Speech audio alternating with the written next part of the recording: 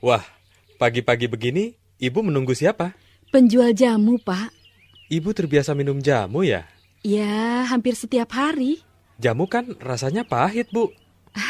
Ada juga yang manis loh. Oh ya? Saya kira semua jamu itu rasanya pahit dan baunya aneh. Yang tidak pahit jamu apa, Bu? Jamu kunyit asam rasanya agak manis. Sedangkan beras kencur agak tawar. Kalau ibu biasanya minum jamu apa? Kunyit asam, beras kencur, atau campuran kunyit dan temulawak. Khasiatnya apa, Bu? Saya kok jadi tertarik? Kunyit dan temulawak berkhasiat untuk melancarkan peredaran darah dan meningkatkan daya tahan tubuh. Beras kencur untuk obat anti pegal linu. Karena terbiasa minum jamu, ibu jadi tahu banyak tentang jamu. Dari kecil orang tua saya selalu membiasakan anak-anaknya minum jamu. Bahkan mereka membuat jamu sendiri untuk diminum. Membuat sendiri. Iya, tapi kalau saya lebih suka beli saja dari penjual jamu. Mungkin karena banyak pekerjaan ya, Bu. Iya, Pak. Pekerjaan rumah sepertinya tak pernah usai. Oh, itu dia yang ditunggu-tunggu. Pak, saya sedang memikirkan anak kita. Ada apa dengan anak kita, Bu? Coba Bapak perhatikan tingkah lakunya. Dia sekarang mulai peduli dengan orang-orang di sekitarnya. Bukankah itu baik? Biasa untuk anak umur 1 tahun? Memang. Apakah umur 1 tahun seorang anak sudah mulai ingin berteman? Lihat itu. Dia mulai membuat hubungan dengan apapun. Semuanya ingin dipegangnya. Tawanya, gerakan tangannya, itulah tandanya. Sini, Nak. Berarti kita harus bisa menjadi teman pertama mereka. Iya, tapi hati-hati dan perhatikan keinginan-keinginannya. Jangan sampai dia merasa tidak aman berteman dengan kita. Iya, pintar sekali anak kita, Pak. Saya seolah-olah melihat anak kita sudah bukan balita lagi. Pikirannya benar-benar berkembang. Dia akan semakin cerdas kalau kita mau bersikap tanggap kepadanya. Jangan segan untuk menyentuh, mendekap, berkata-kata lembut, dan yang penting dari persahabatan adalah bermain. Semoga anak kita menjadi anak yang cerdas ya, Pak. Bergantung pada cara kita mendidik dan menumpahkan kasih sayang padanya. Dengan menyanyi untuknya sambil mengganti popok, atau dengan sekadar menggelitik kakinya, kita akan dianggap sebagai temannya.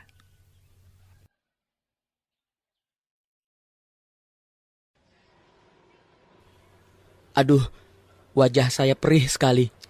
Mengapa wajah Bapak seperti itu? Entahlah, saya tidak tahu penyebabnya. Tampaknya kulit wajah Bapak mengalami iritasi, kering dan merah-merah. Baru kali ini saya mengalaminya. Tepatnya sejak saya pulang dari Dieng di Jawa Tengah.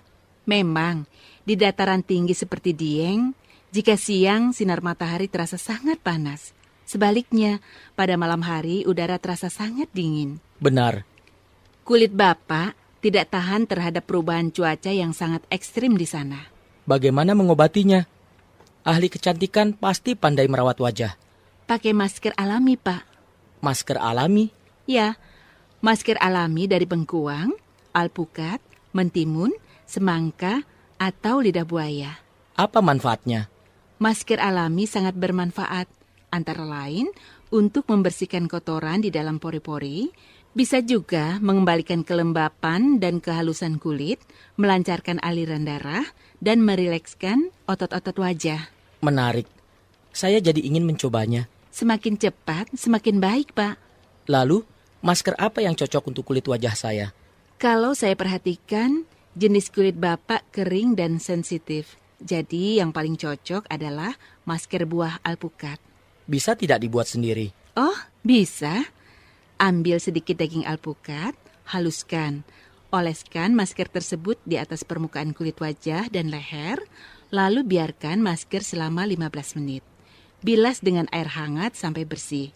Kemudian, kompres dengan air es. Berapa kali saya harus memakainya? Secara rutin, seminggu sekali. Tidak perlu waktu lama. Pasti kulit Bapak akan pulih. Kalau mau, bisa berlanjut untuk perawatan.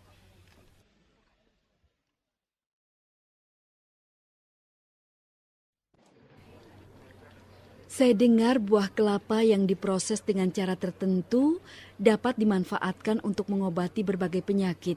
Apa betul, Pak? Betul. Salah seorang peneliti di institusi penelitian terkemuka di Indonesia meneliti sejenis minuman berupa minyak yang berguna bagi kesehatan tubuh. Ibu belum tahu tentang hal itu? Belum, Pak. Apa nama produk itu? Minyak perawan. Minyak perawan? Iya, masyarakat lebih mengenalnya dengan nama Virgin Coconut Oil atau VCO. Oh, begitu.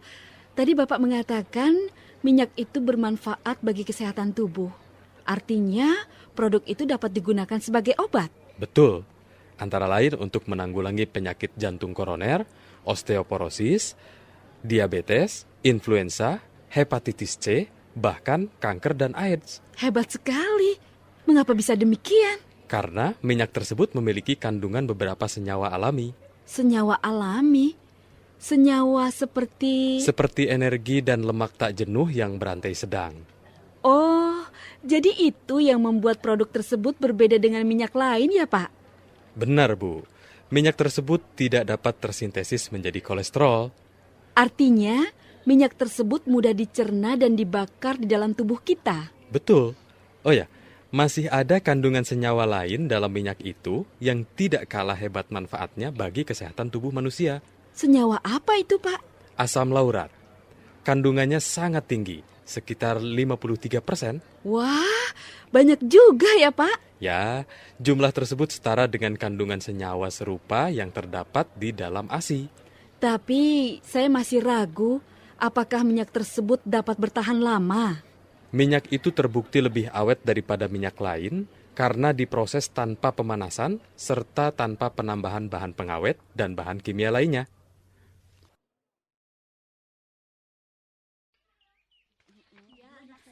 Selamat siang ibu-ibu.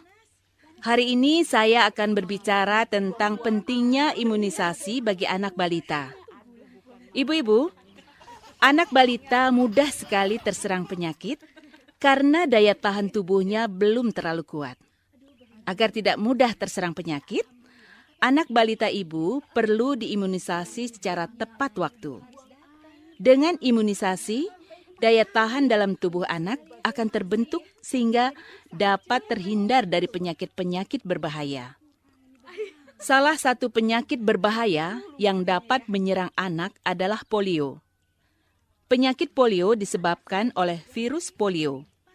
Akibat yang dapat ditimbulkan oleh penyakit polio adalah kaki mengecil sehingga mengakibatkan kelumpuhan. Ibu-ibu tidak ingin anaknya lumpuh, bukan? Tetapi jangan khawatir, ibu-ibu. Polio dapat dicegah dengan imunisasi. Imunisasi polio dilakukan dengan meneteskan cairan vaksin ke mulut anak sebanyak 1 tetes. Imunisasi ini sebaiknya dilakukan pada saat anak berusia 3, 4, dan 5 bulan. Sekarang ibu-ibu sudah mengetahui pentingnya imunisasi bagi balita, terutama imunisasi polio. Mulai saat ini, ibu-ibu tidak boleh lupa membawa anak ibu untuk mendapatkan imunisasi polio tepat waktu. Terima kasih saya ucapkan atas kehadiran ibu-ibu. Tari Molulo adalah tari khas orang Tolaki di Kendari, Sulawesi Tenggara. Tarian ini dapat dimainkan oleh semua golongan dalam masyarakat secara beramai-ramai. Biasanya, tarian ini dilakukan pada pesta perkawinan atau peringatan kematian. Tarian khas ini biasanya diiringi dengan bunyi gong atau musik rekaman yang cocok dengan gerakan tari Molulo. Kepuasan penari dan penonton lebih terasa jika tari Molulo dimainkan pada malam hari. Tari Molulo dimainkan dengan bergandengan tangan dengan membentuk lingkaran. Tangan penari laki-laki berada di bawah tangan penari perempuan. Mereka mengelilingi gong yang dibunyikan. Tangan yang bergandengan digerakkan naik dan turun, sementara kaki diayun melangkah 2 kali ke kiri, kemudian kembali ke posisi awal. Setelah itu, melangkah 3 kali ke kanan, dilanjutkan dengan gerakan kaki ke depan dan ke belakang. Begitu seterusnya. Muka dan pandangan para penari lurus ke depan, ke tengah lingkaran, dan sewaktu-waktu mengerling sambil menoleh ke kiri dan ke kanan. Beberapa hal yang perlu diingat oleh seseorang yang akan ikut menari adalah harus masuk dari arah depan para penari. Selain itu, penari baru harus masuk dan menggandengkan tangannya di antara dua penari. Untuk berhenti menari, seorang penari sebaiknya telah menari sedikitnya selama 1 kali putar. Dia juga harus berpamitan dengan orang yang bergandengan tangan dengannya.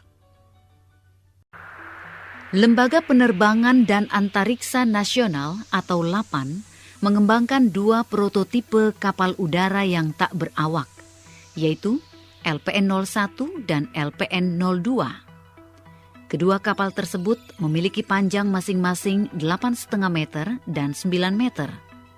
Kapal udara yang mirip balon Zeppelin tersebut menggunakan gas helium dan dapat dikendalikan dari darat. Berbagai hal dapat dilakukan dengan kapal udara tersebut, misalnya kegiatan pemantauan jarak jauh.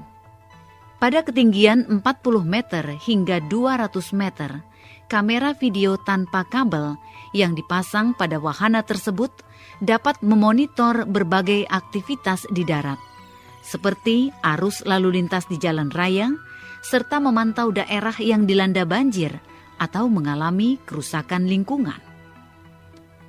Prototipe kapal udara LPN-01 cukup baik untuk mengoperasikan kamera video dan foto serta kamera digital untuk pemotretan dari udara. Sementara itu, prototipe LPN-02 masih belum dapat memberikan data yang baik.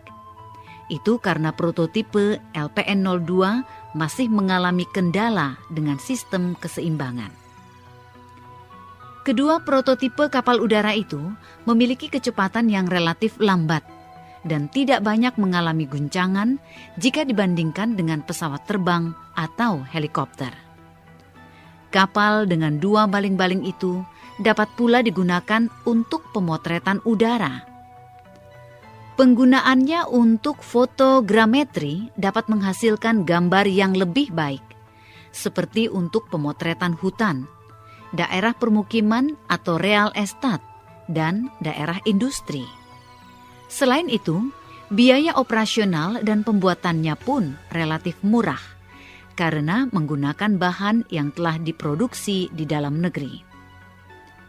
Berdasarkan hasil uji terbang yang dilakukan di Rumpin Bogor pada tahun 2002 dan 2003, tercatat kecepatan jelajah kedua kapal udara itu mencapai 13,6 km per jam dengan kecepatan maksimum 42 km per jam. Selamat datang para peserta simposium Peran Akupunktur Medik dalam Penanggulangan Ketergantungan Narkoba. Akupunktur merupakan cara yang efektif untuk mengatasi ketergantungan pada obat-obatan karena dalam waktu relatif cepat, pasien dapat ditangani. Bapak dan Ibu peserta simposium, terapi ketergantungan pada narkoba awalnya dikembangkan di Vietnam. Terapi ini terdiri atas 3 metode, yakni akupunktur elektro, farmakopunktur yang memanfaatkan vitamin B kompleks, dan akupressure massage. Mekanisme akupunktur medis dalam menanggulangi masalah kesehatan atau penyakit dapat dijabarkan melalui sistem saraf, sistem reaksi inflamasi lokal, sistem komunikasi intersel, dan sistem energi kuantum. Dalam penyembuhan penderita narkoba, mekanisme akupunktur hanya pada sistem saraf dan reaksi inflamasi lokal.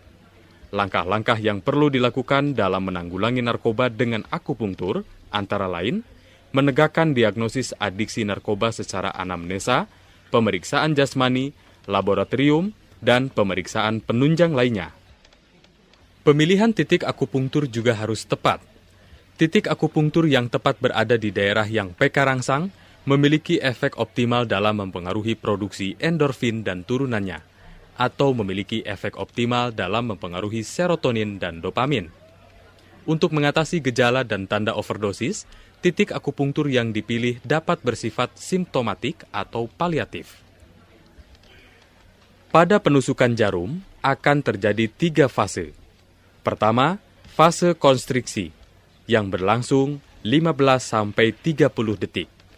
Kedua, fase quasi control site yang berlangsung selama 10 detik sampai dengan 2 menit.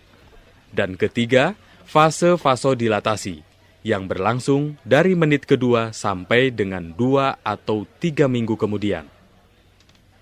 Penusukan titik akupunktur merupakan suatu rangsangan untuk menimbulkan rangkaian respons inflamasi sehingga menimbulkan berbagai respons dalam tubuh seperti sistem imunitas tubuh, sistem humoral, komunikasi antar sel, dan sistem energi tubuh.